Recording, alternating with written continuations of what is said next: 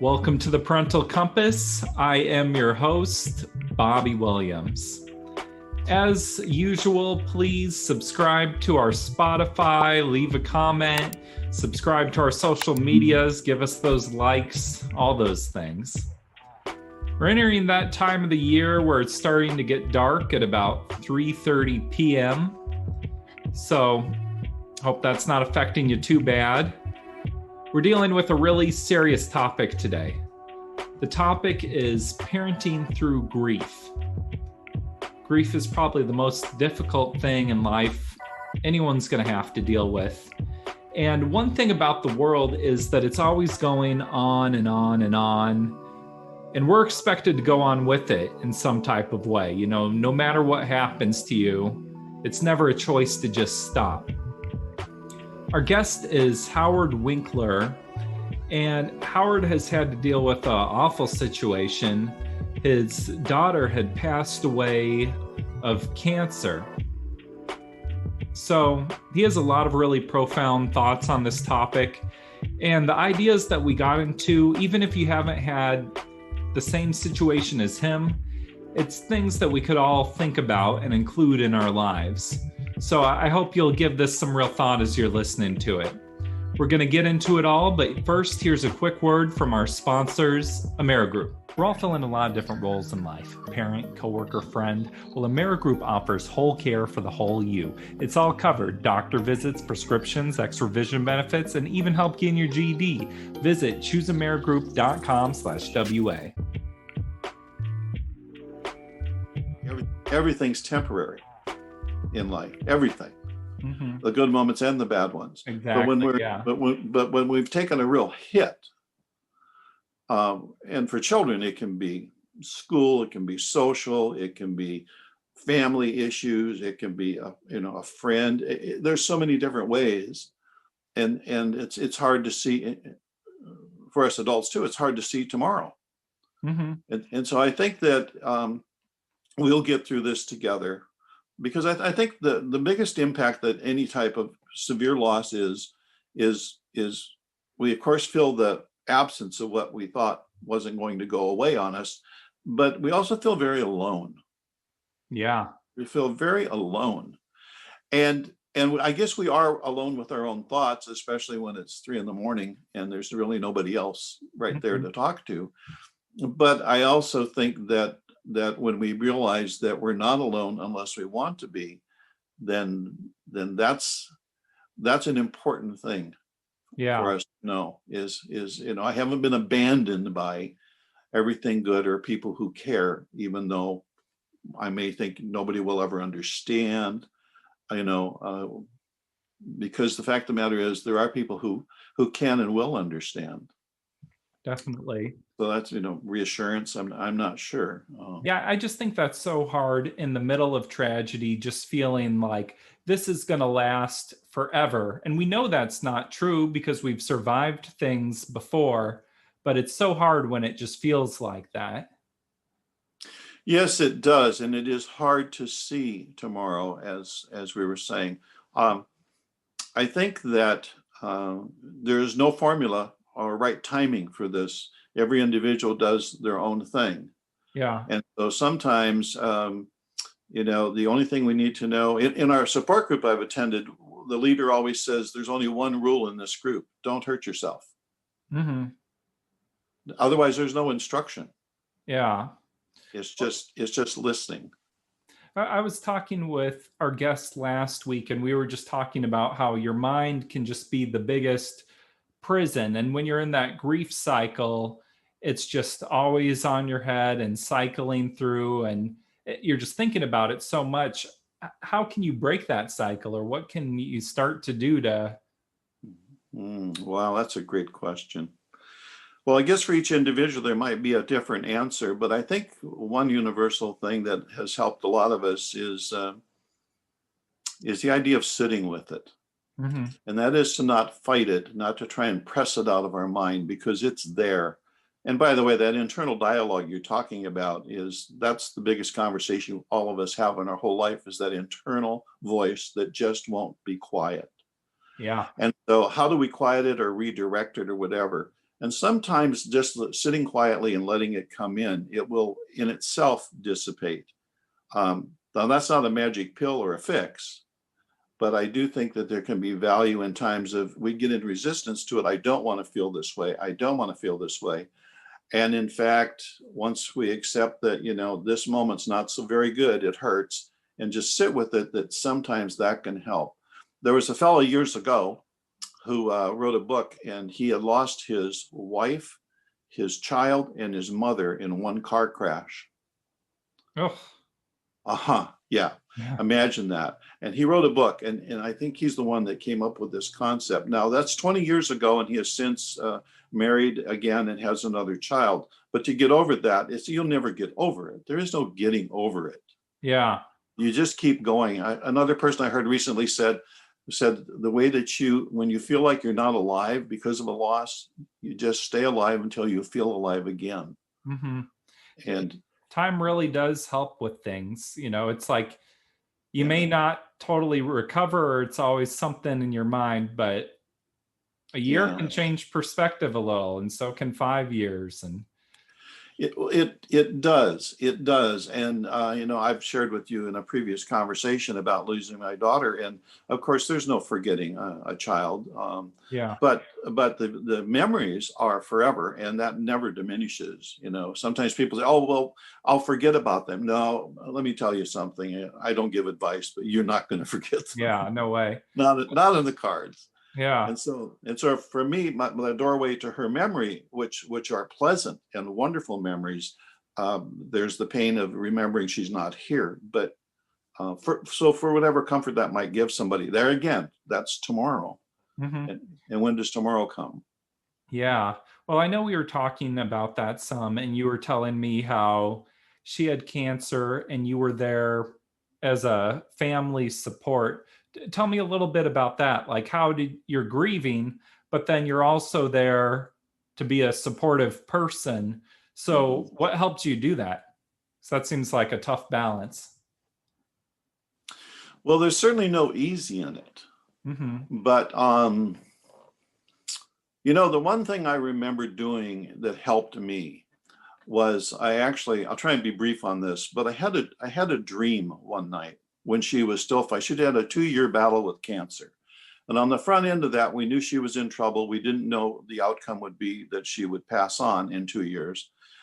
And I had this vision that she had passed on and I couldn't take it. So I joined her in heaven, we'll say. Mm-hmm. And she said to me, "What are you doing here, Dad?" And I'm going like, "Well, I couldn't live without you." And she said, "I have 2 children. You're supposed to be back in life helping them. Would you please go back there? I didn't have a choice but to die, but you do." Mm. Now, I mean, I hope that isn't too long a story, but Yeah. the thing is that what it gave me perspective was, this isn't about me. The part I'm losing her is about me, but the thing isn't about me. It's about her. And I resolved in that moment, I will try and be a non-anxious presence and not throw gas on the fire or get into histrionics over my loss, but just focus on what is it she needs. Because if she makes it, it'll all be good. And if she doesn't make it, I will want to have not added to her angst with my stuff. I just want to be there and present. Yeah. I really like that. The idea of around your children or your grandchildren, you can be suffering, but just being able to be a calm presence, that just seems so helpful to everyone. I think too that children can handle it if they see mom or dad crying or whatever, Mm-hmm. and it's like, well, gee, they'll think I'm falling apart and whatever.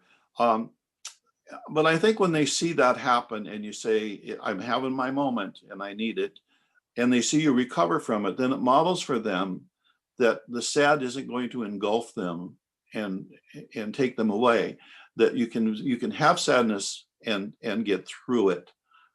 I don't mean to get past the loss. But you can get through that moment. And so I think we can model for them sharing our feelings, as long as it's within the scope of not doing something that is, so drastic that we shock them or scare them.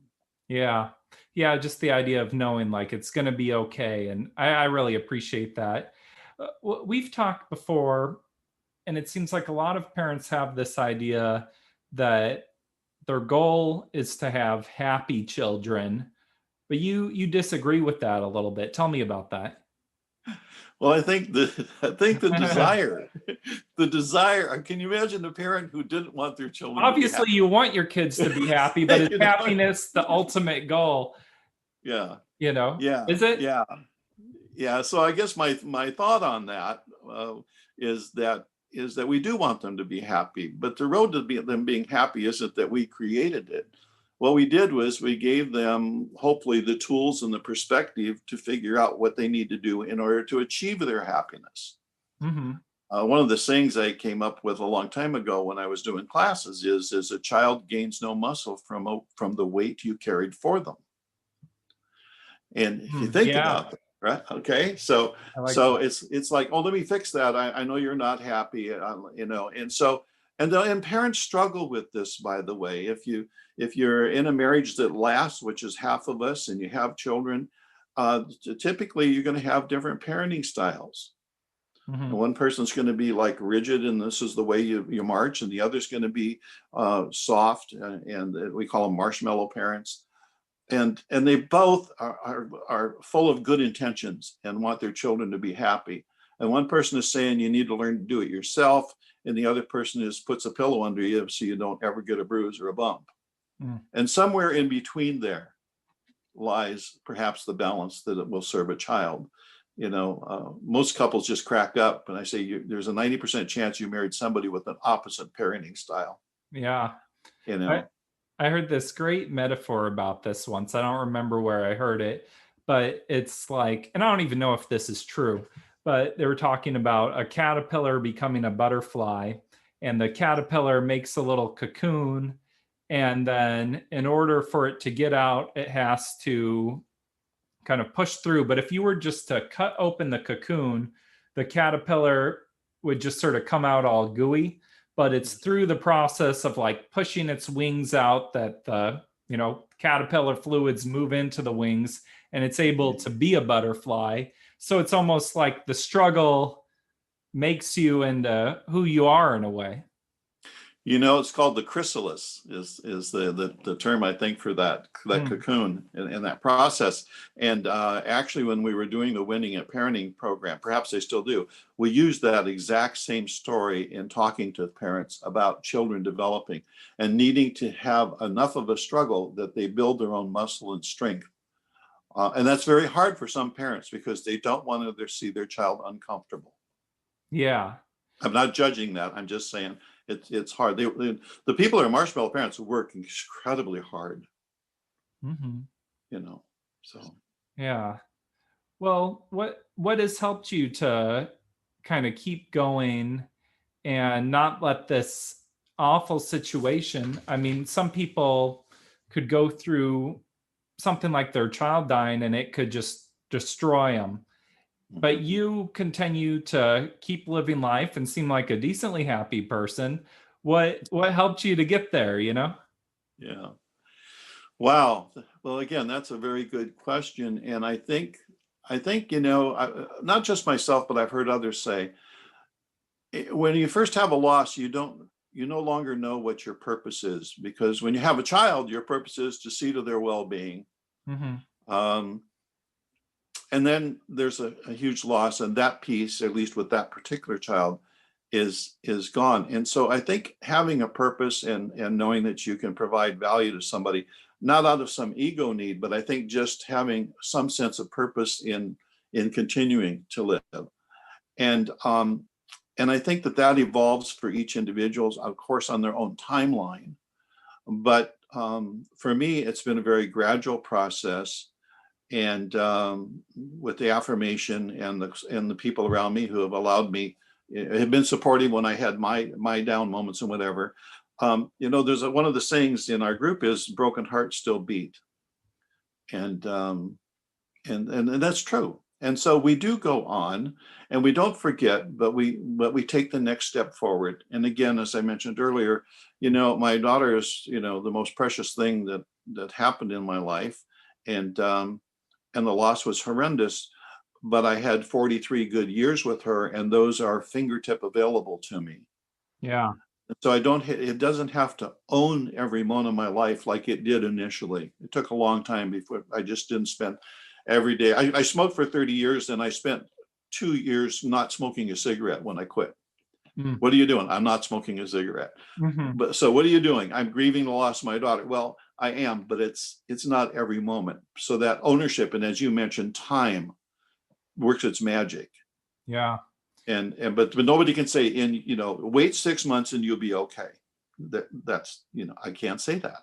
Yeah, it's different for everyone. So keep living until you feel like you're alive again. And but I would say the incredible presence of people around me who were smart enough not to try and fix me, but just listen. Yeah. And are supportive, whatever. Because when you have that kind of loss, it changes maybe not who you are, but it changes how you are. And for some people it makes you softer, for others maybe not. I don't sit in judgment of that. So I don't know that answers your question or not. Yeah, I feel like that answered it. And the idea of just supporting children, I mean, they're going through grief too, I'm sure. Like, I'm sure your grandchildren had a tough time. Were there any techniques you think, just being a present person, or what helped them a little? Well, if anybody who would be listening to this might have experienced or ever did experience it, I was doing some sessions with the counselor one time, and she said, you have grandchildren? I said, yeah, I have seven, but I have 2 grandchildren from my daughter who passed. And she said, there's one thing to keep in mind is you can tell them stories about her that nobody else can tell them, because you raised her and you had your moments with her, with the family, but between the two of you as well. And so she said, tell them a story when you're with them about their mother. And that will become part of what they remember about her, even though they didn't live it. They get to have grandpa sharing it. Yeah. And so I think that that helped in terms of some kind of carry forward. When we were doing the helping children through divorce class, which I did for many years with Cheryl, who was one of your guests previously. Yeah, she was great. We did several hundred of those together, but one of the things that in the grief and loss part of that is at the very end, it's about acceptance. And it said, what do children need to know about, in this case, divorce? And what they need to know is it's okay to be happy again. When children watch their parents go through a divorce, even if it's not a war, which a lot of us have been through that, it impacts them. And if a parent's hurting, then they're hurting for us. Yeah. And at some point in time, they need to know that it's okay to be happy again. And I think when we take a major loss, that it's not an assignment to be happy again, but it's okay. I think that's tough, because for some people, it's like the way to feel connected to, say someone passed, is to feel sad about it, or it's like cathartic or something. But I like that idea of it's okay to be happy again too. Yeah, and if you think about the loved one you're missing, if that's what's going on, truly they would want you to be happy. Howard, just thank you for the thoughtful conversation. Thank you for just sharing your heart and being here, and it was great having you as a guest. Thank you for the opportunity, and please keep doing what you're doing. It isn't about being instructed as a parent. It's about one huge conversation in order to gain perspective. So I so appreciate and value being asked to be here today, and want to encourage you to carry it forward. Thank you. Howard, I appreciate how you've been able to take this real tragedy from your life and use that experience to be of service to other people. That's a really beautiful thing that you're doing here. That's our show. Big thank you to Howard, big thank you to AmeriGroup, and a big thank you to you for listening. So we'll see you next week on the Parental Compass. Peace.